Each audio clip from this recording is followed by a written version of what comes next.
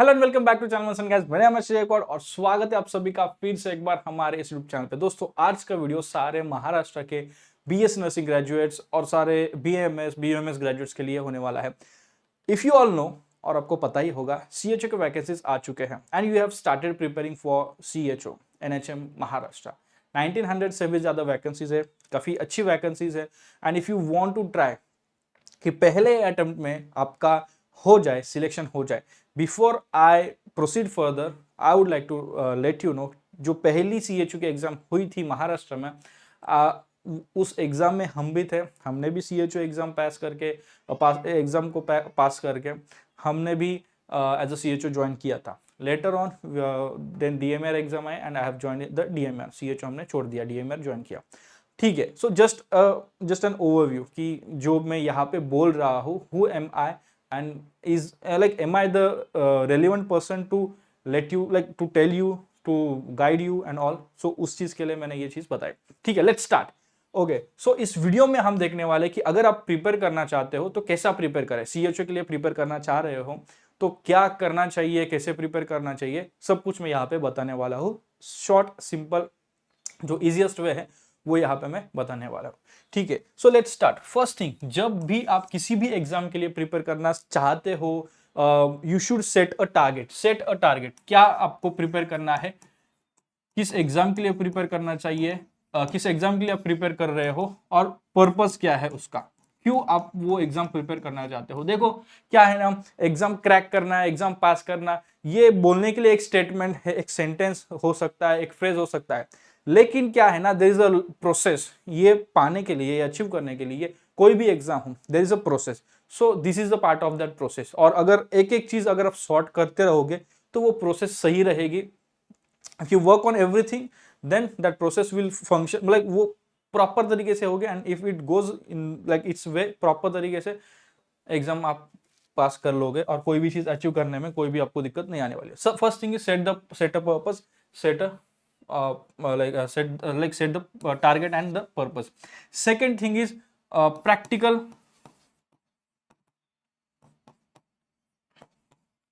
achievable गोल और goals you can say. तो ये अचीव करने के लिए आपको चाहिए time table, practical, achievable, goals and time table. अब अचीवेबल ये देख के थोड़ा कंफ्यूज मत होना, लाइक कुछ लोग बोलते हैं अचीव मतलब 10 मिनट पढ़ सकता हूँ, नहीं।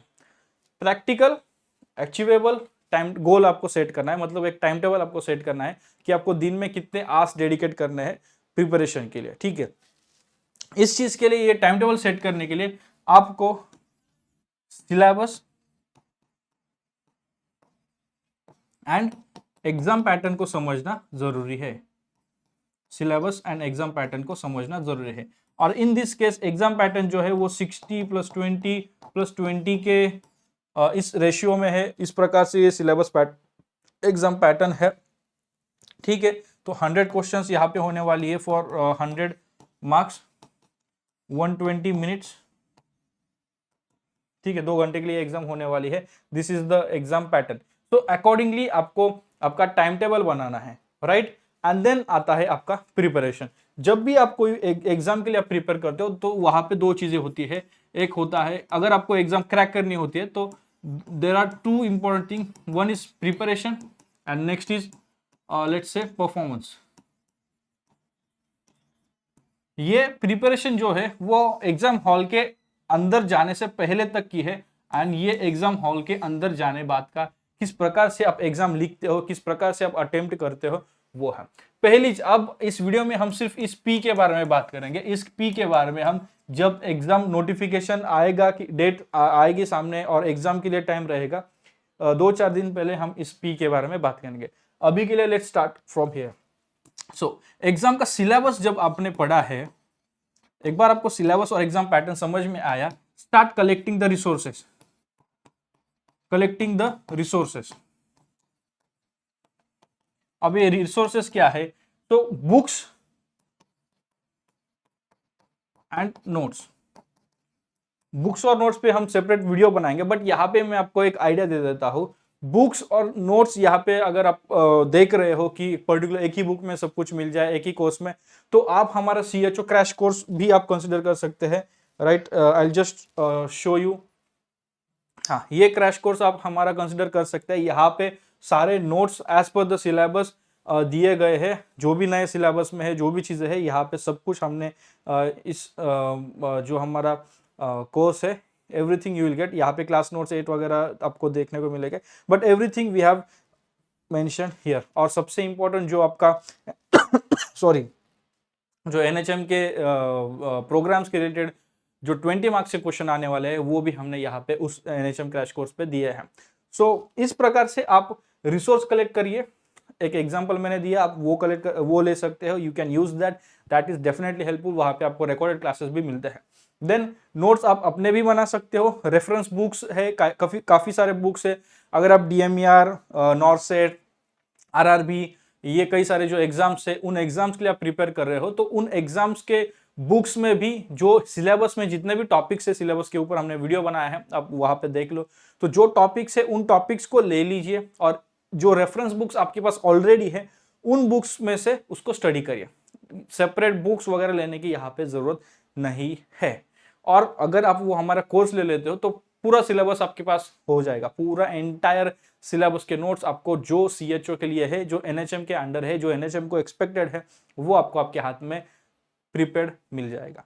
तो that is another thing. Okay, so syllabus आया है, आपको बुक्स कलेक्ट किए है आपने, स्टार्ट करें। उसके बाद आता है प्रॉपर प्रिपरेशन। इसके बाद अब बुक्स वगैरह सब लिया, सब कुछ सेट किया, जो बाकी का जो चीजें थी वो सब थी। अब आती है प्रैक्टिकल, अभी एक्शन टाइम। एक्शन में आपको क्या करना है? इफ अब आपने डिसाइड किया कि 1 घंटा स्टडी करना है, इफ यू आर डिसाइडेड कि 1 घंटा स्टडी करना है, तो उस 1 घंटे में आपको क्या स्टडी करना है? जो फर्स्ट है कि basic concept of public health, आपके सिलेबस में फर्स्ट पॉइंट है बेसिक कंसेप्ट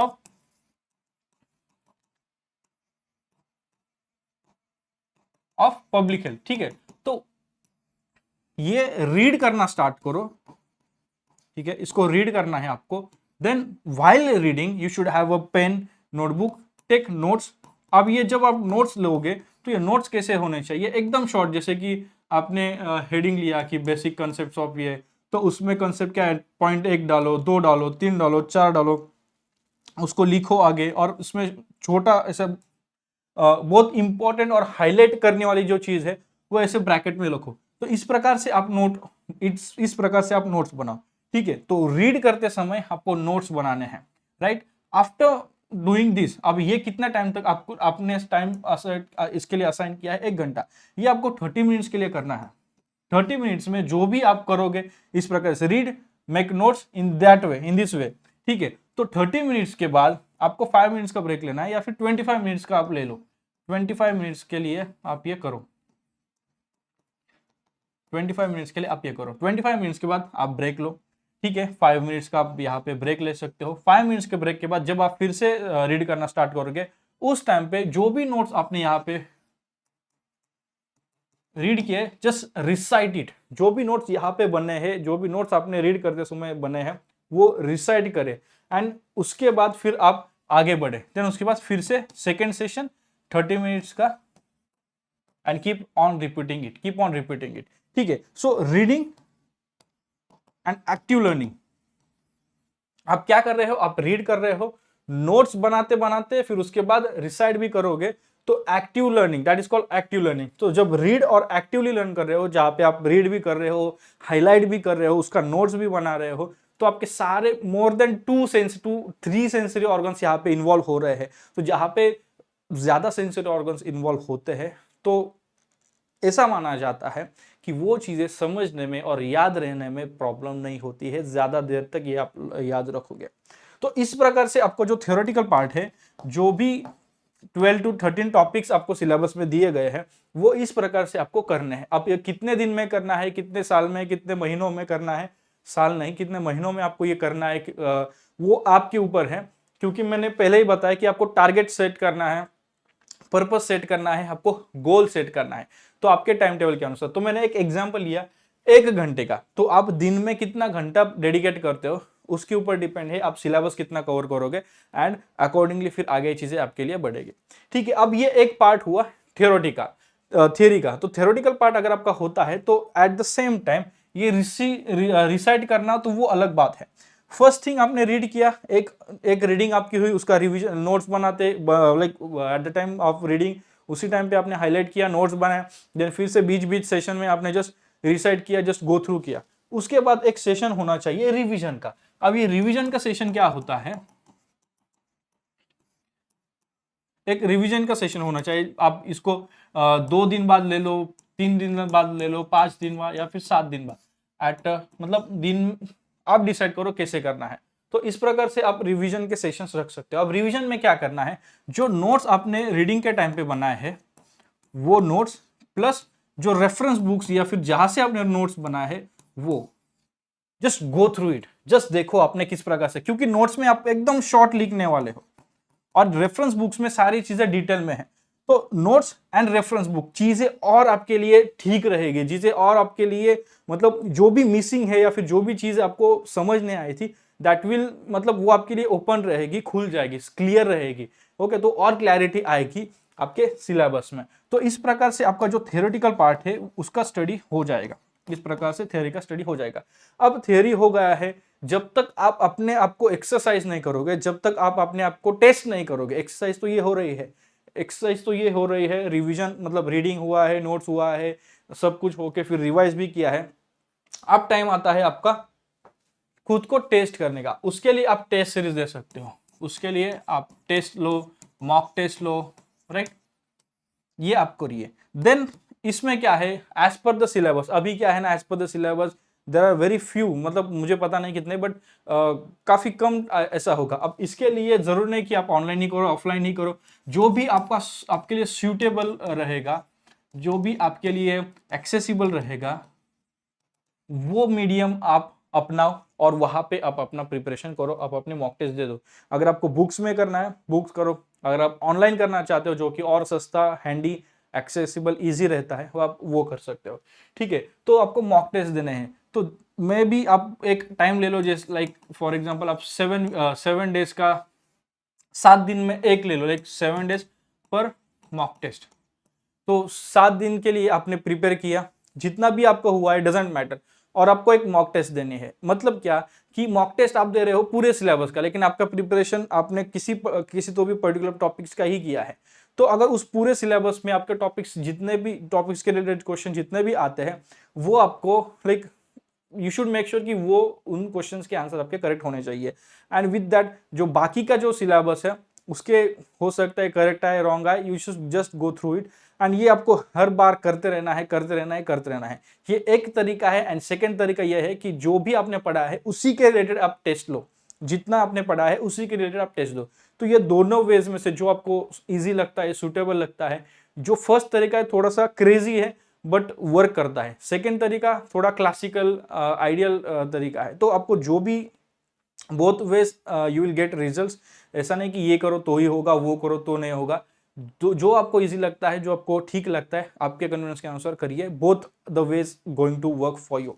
आफ्टर दैट जब भी आप टेस्ट सीरीज देते हो उसके बाद जो भी रिजल्ट्स आते हैं तो उनको एनालाइज करना बहुत जरूरी है। जो भी रिजल्ट्स आपके सामने आते हैं कि अपने 100 में से 50 क्वेश्चंस आपके करेक्ट आए, तो एनालाइज दिस, इनको एनालाइज करना भी बहुत जरूरी है। जब तक आप एनालाइज करोगे नहीं, एनालाइज करना क्यों जरूरी है, क्योंकि आपका स्ट्रेंथ क्या है स्टडी में और आपका वीकनेस क्या है ये समझ में नहीं आएगा। अब ये स्ट्रेंथ और वीकनेस क्यों समझना जरूरी है, जब तक आपको स्ट्रेंथ और वीकनेस समझ में नहीं आएगा कि आपको इंप्रूव क्या करना है, किस चीज पर काम करना है, वो समझ में ही नहीं आएगा। और जब तक आप समझ नहीं आएगा आपको, आपका ऑप्टिमम लेवल का प्रिपरेशन नहीं होगा। So you should understand your strength and the weakness, for that analyse करना बहुत जरूरी है।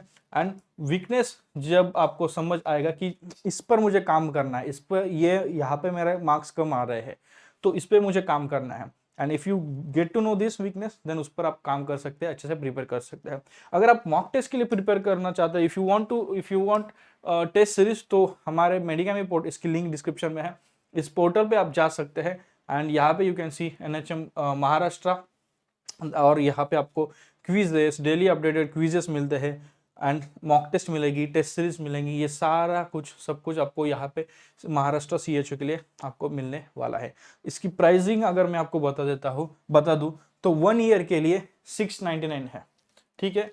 और अगर आप लेते हो 3 मंथ्स के लिए 299 है, if you want it for 6 month 599 है, एंड 1 मंथ के लिए देन इट इज 149। तो आप ट्राई कर सकते हैं। 70% ऑफ यहाँ पे चल रहा है। इसकी प्राइस ओरिजिनल अगर हम देखें तो वो 198, बट एज ऑफ नाउ 149 पे आपको ये मिल जाता है। So just check it out. आपको जो भी प्राइजेस है वगैरह आप देख लो, आपके हिसाब से, आपके कन्वीनियंस के अनुसार जो आपको ठीक लगता है आपको वो करना चाहिए, ठीक है। Okay, let's get back. So this is the way how to prepare. This is the way to study for NHM CHO. NHM CHO के लिए जब आप प्रिपेयर करते हो, एक और चीज़ मैं यहाँ पे मेंशन करना चाहूँगा। हमने बात की CHO क्रैश कोर्स के बारे में जो हमारे मेडिकैम ऐप पे है, तो वो अगर आप उसके थ्रू इफ़ यू लाइक वो आप रेफर करते हो, उसके साथ प्रिपेयर करते हो CHO के लिए, तो वो with that you prepare for 2 exams, जो CHO की एंट्री एग्जाम है एंड जो CHO की एग्जिट एग्जाम है, दोनों के लिए आपका प्रिपरेशन होता है। इस प्रकार से वो डिजाइन हुआ है, इस प्रकार से वहां पे चीजें कंटेंट्स दिए गए हैं। तो CHO की 2 एग्जाम्स होती है, एंट्री लेवल एग्जाम जो होगी और फिर 6 मंथ्स का ब्रिज कोर्स होगा, फिर उसके बाद एग्जिट एग्जाम होगी। तो दोनों के लिए उस कोर्स से आपका प्रिपरेशन हो जाता है। तो लिंक डिस्क्रिप्शन में, go and purchase that course. और टेस्ट सीरीज भी आप परचेस करना चाहते हो तो आप परचेस कर सकते हो। You should purchase the course and the test series. Definitely आपका जो काम है वो बन जाएगा, and if you prepare in that way definitely आपका काम बन जाएगा। So that's it in this video. अगर आपको कोई भी डाउट है, CHO के बारे में कि क्या करना है, कैसे करना है, तो do let me know in the comments and check out the links given in the description below. मिलते हैं किसी और अच्छे हेल्पफुल वीडियो में, तब तक के लिए शालोम, शांति और सलाम। Bye bye guys.